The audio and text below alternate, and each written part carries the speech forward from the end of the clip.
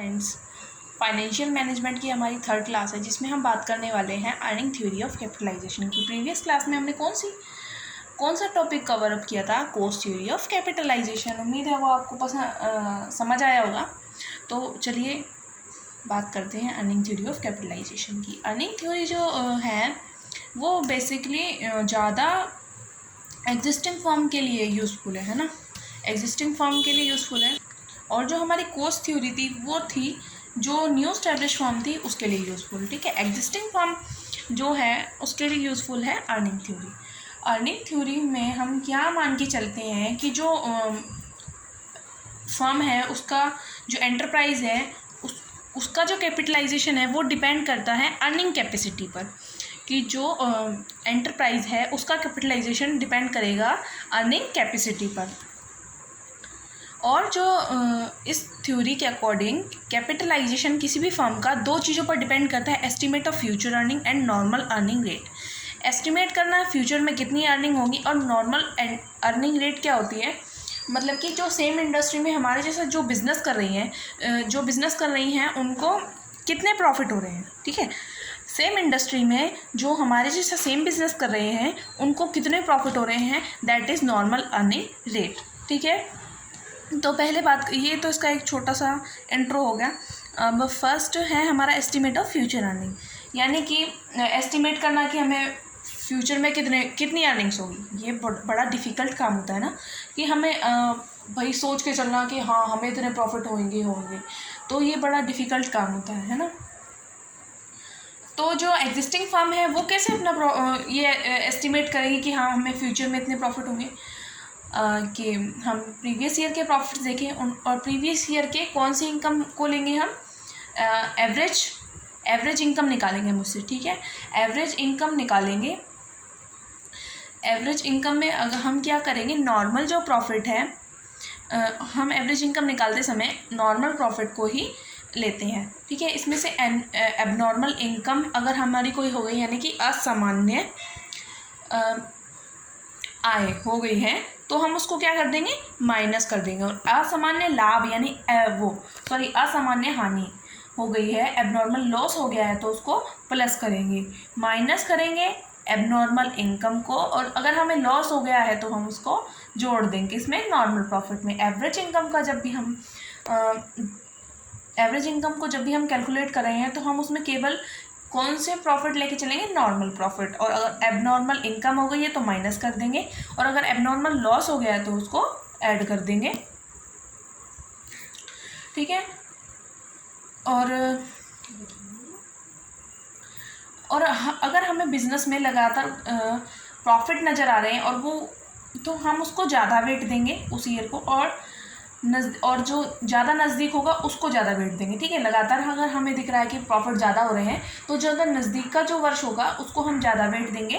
ठीक है, और जो ज़्यादा दूर का होगा हम उसको कम वेट देंगे। उसके हिसाब से हम नॉर्मल प्रॉफिट को कैलकुलेट करेंगे। ठीक है, और ये तो हो गई एग्जिस्टिंग फर्म की बात। अगर मान लीजिए हम इस थ्योरी को क्या कर रहे हैं, लगा रहे हैं हम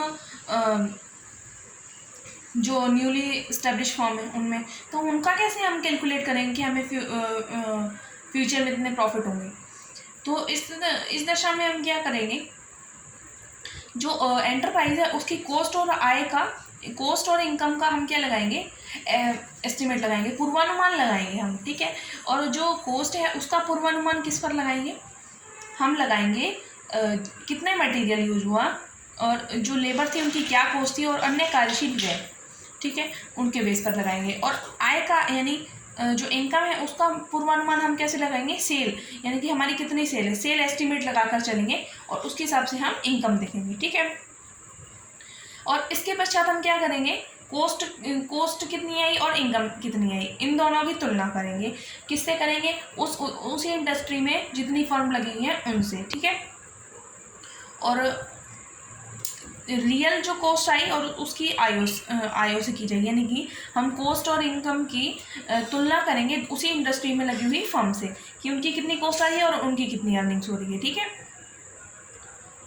और जो हम ये तुलना करेंगे, कंपैरिजन करेंगे, उसमें हम जो न्यू फर्म है उसका आकार देखेंगे, उसका स्थान देखेंगे, वो कहाँ पर है, मैनेजरियल एक्सपीरियंस देखेंगे, डेवलपमेंट की गति देखेंगे किस किस स्पीड से हो रहा है वो, इनको भी ध्यान में रखेंगे। ठीक है, तो एस्टिमेट ऑफ फ्यूचर अर्निंग में हम क्या देखते हैं कि अगर कोई एग्जिस्टिंग फर्म है, एग्जिस्टिंग फर्म के लिए तो हम पिछले ईयर के एवरेज इनकम निकाल सकते हैं, और एवरेज इनकम निकालते समय हमें क्या करना है, नॉर्मल प्रॉफिट को कंसिडर करना है, नॉर्मल प्रॉफिट को ही हमें जोड़ना है।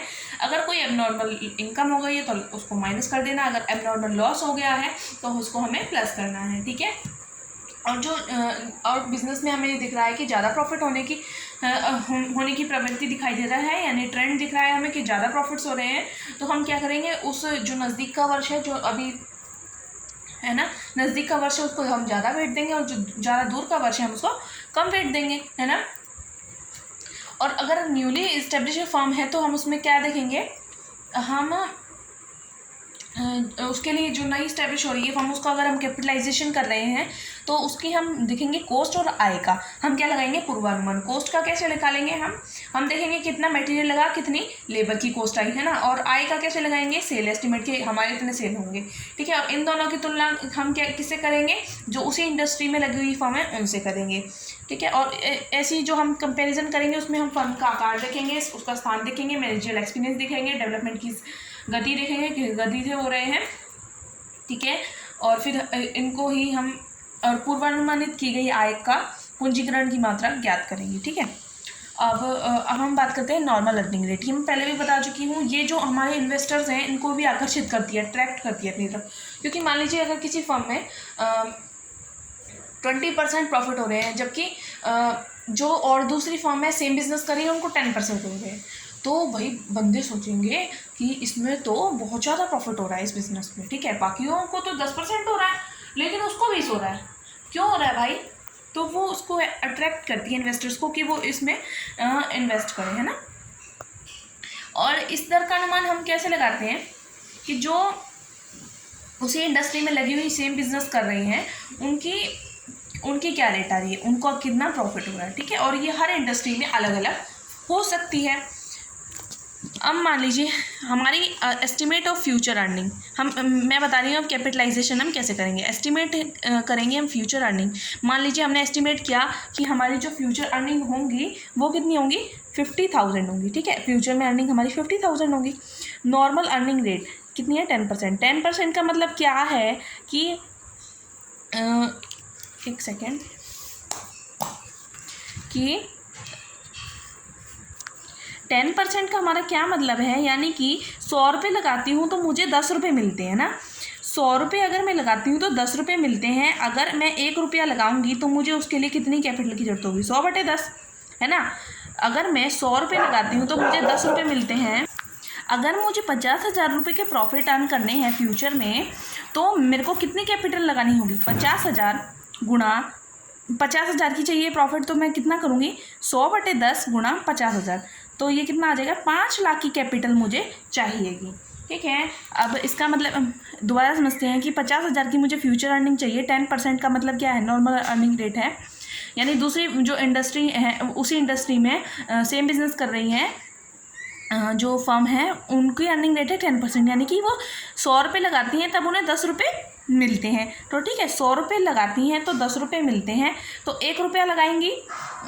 1 रुपया कमाने के लिए कितने रुपये लगाने होंगे, 100/10। अगर मुझे 50,000 चाहिए तो मुझे कितने रुपये लगाने होंगे, 100/10 गुणा में 50,000। तो कितनी कैपिटल की जरूरत होगी मुझे, 5 लाख की, यानी कि 50,000 का मुझे प्रॉफिट कमाने के लिए मुझे 5 लाख की कैपिटल की जरूरत होगी। ठीक है ना। अर्निंग थ्योरी में हम 2 चीज़ों को कंसिडर करते हैं, estimate of future earning and normal earning rate. तो उम्मीद है आपको समझ आ गया होगा। अगर कुछ आपकी क्वेरी हो तो आप कमेंट बॉक्स में डाल सकते हैं। तो अगर वीडियो पसंद आया, like, comment, share and subscribe जरूर कीजिएगा। Thank you so much.